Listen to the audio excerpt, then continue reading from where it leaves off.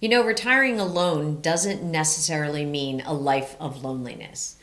And I know we get some comments in the notes below that say, how would you guys know you're not retiring alone?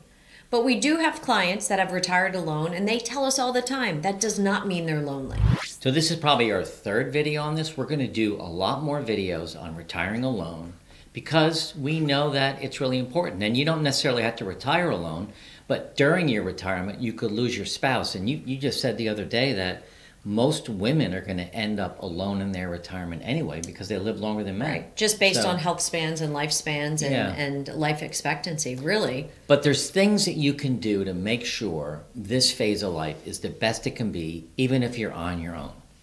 You know, without the right guidance, you might miss out on the vibrant retirement you deserve. You know, remember, retirement isn't the end. It's not. It's really a new beginning. And as a solo retiree, it's really a chance to redesign your life on your own terms. You know, so today we want to help you equip yourself with the right amount of knowledge and embrace your journey ahead. Now, if you're new here, and we hope you are, we get new subscribers every day. I'm Mark, and this is my wife, Jody. You know, we don't focus on the financial aspects of retirement, but rather lifestyle, health, relationships, and much more. So if you're enjoying this, please hit the subscribe button. That way you'll get notified when the new videos come out. But more importantly, if you could share this with someone that you care about who's on their retirement journey too, that'll really help us grow our channel. So we really would appreciate that. You know, today we want you to rethink your vision as a solo retiree. Instead of coming from the mindset of scarcity, we want you to think about what you have to do to think about it in abundance. Yeah, all the things that you do have. And this is going to make all the difference in the world. Our tips today, hopefully, are going to shine a new light on all the possibilities ahead of you. Like Jody said, we have a fair number of subscribers that leave a lot of comments on solo retirement, and they share with us those that are doing really well and maybe those that aren't. But we have one client we coached who's doing really well. Yeah, we ran a mastermind last year, and we had a solo retiree in our mastermind, and she gave us so many great insights on what she's doing to live a very robust retirement as a solo retiree. The resources she found, the volunteering she was able to get involved in, the communities she was able to network with, it was really inspiring. You know, I remember what she said. She has a couple of friends, and they agreed to try something new every single week for 52 weeks. So a new restaurant, a coffee shop, go to the library, try pickleball. They did something new every week for 52 weeks and went hiking, went kayaking. And, you know, that took a little bit of work on her part. And courage. Yeah. But they really had the most amazing 12 months. And during that time, because they tried so many new things, she really found some new people. She found that she liked kayaking. She found that she liked, what was the other thing that she ended up doing? She volunteered. She loves the arts, and she volunteered at a movie house / opera house / drama center. A drama center that has a stage, and they have concerts and bands. And she volunteered as an usher so she could see all of the productions. Yeah. I thought that was just wonderful. It was brilliant. So there's a lot that you can do to get yourself out there. It's just going to take a little bit of effort. Now, you might be sitting back and thinking that living alone can never bring you the type of retirement you dreamed about, but we hope to help you see your retirement in a different light. Couple things. Number one, being socially active for sure is important. I mean, that's the difference between night and day. So if you're staying home all day because you don't have any friends and you don't want to call anybody, you're going to struggle for sure.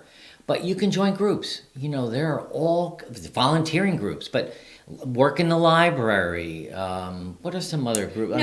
You could attend classes. You could do something in your faith-based organization. You know, you could travel. There are so many travel agencies and travel opportunities that are offering camaraderie and new experiences for solo retirees. Well, it's funny you say that because we recently had someone on our channel leave a note about that she has a travel agent that puts together groups of solo retirees, so it's the same age.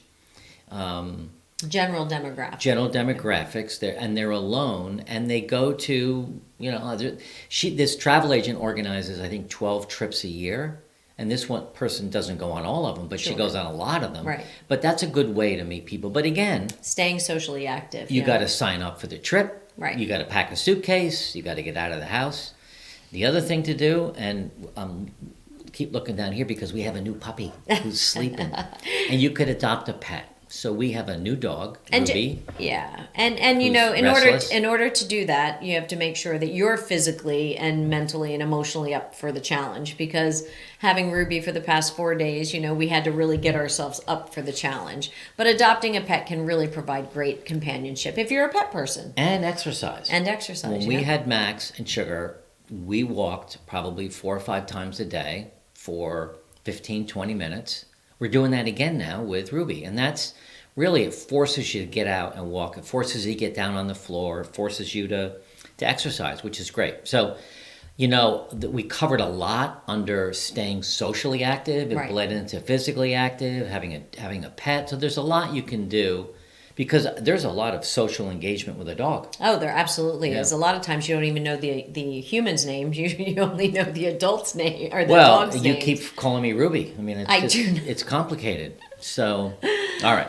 The second thing that you want to do is you really want to hone in on your financial planning, right? We don't do any of that, and we don't even pretend to do any of that for you, but seeking expert financial advice, you know, ensuring that you are financially secure and really consulting with professionals on that is something that we advocate. Yeah, and get some help putting together a budget. Right. You know, you want to know what your income is, you want to know what your expenses are, and you want to know how much you can spend on travel or a pet or a weekend away. If you don't really know your finances, then you can't do these things. Right. And you just get frozen and you don't want to, you just can't make any decisions. You're just living in fear of how much money you don't have instead of really understanding how much you do have and what you can do with it. So really the key there is to stay informed and understand any changes that might affect your income.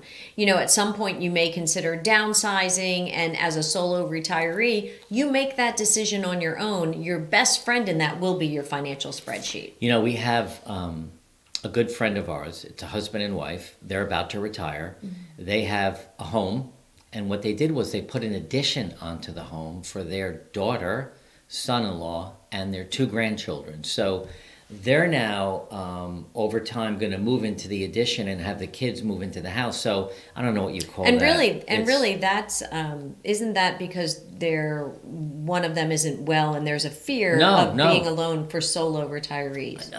Isn't there an element of that?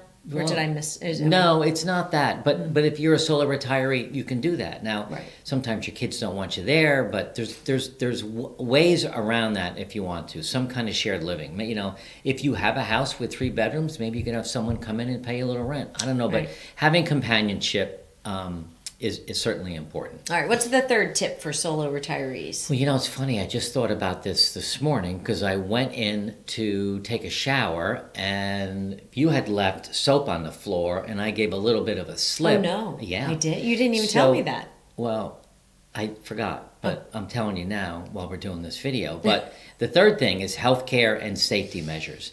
You know, you've got to make your house safe for yourself. And you also need to, as you get older, be more careful. The reason I almost slipped is I went in kind of hot and just put my foot out and went like that. So I thought, I just have to slow down. Can't run up and down stairs, right? You can't? Are you making fun of me? No. Okay. Not making fun of you. All right. I think So- it's important. So that's safety, Yeah. but you need a good doctor. You do. I guess that's what I wanted think to it's- start with. Yeah, I think it's important to start with like your health care. As a solo retiree, it's on you to find yourself a trusted physician, you know, and build a reliable and relatable and honest and open and easy healthcare relationship. And I know that's hard to do in today's world, but you can find that.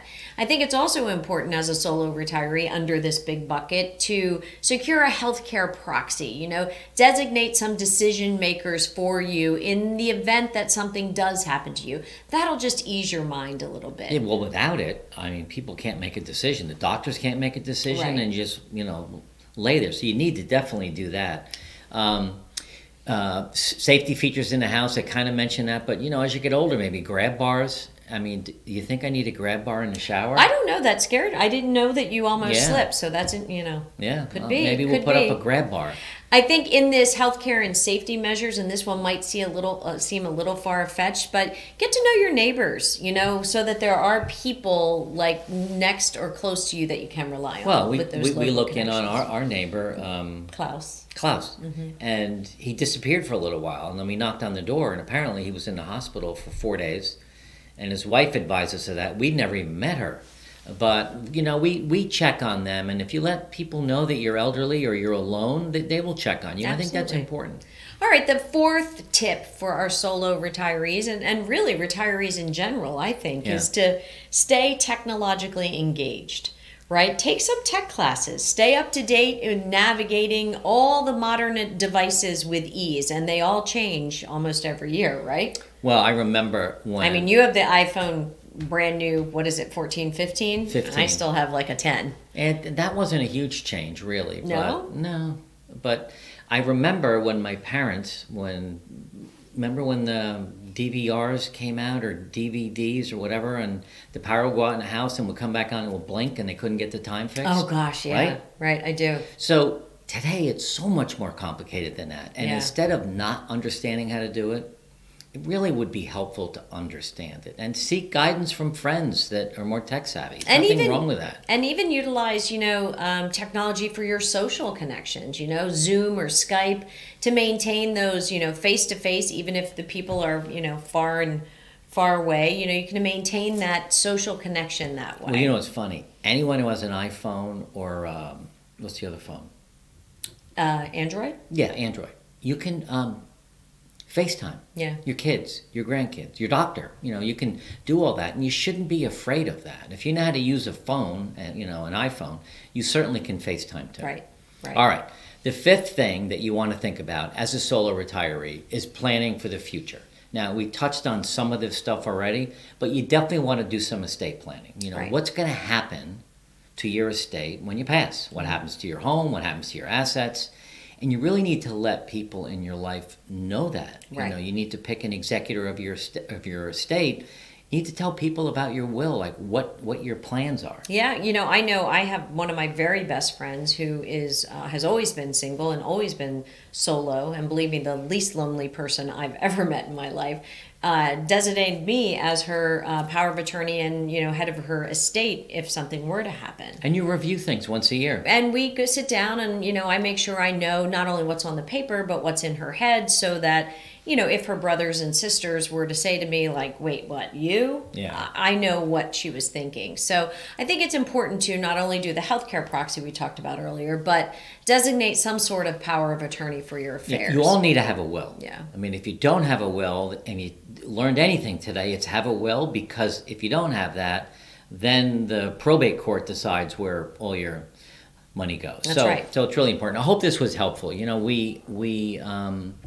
We see a lot of comments on our channel from solo retirees and the struggles that they face. Yeah, and we get that. We really do. I know we are not solo retirees, but we do get it. We do the research, and we do have clients that talk about it. And that in no way means this is the lonely group or the lonely bucket of people, for sure. Sometimes our most engaged clients are our solo clients. And there are some people that leave comments that love being alone in retirement, yeah. and that's great.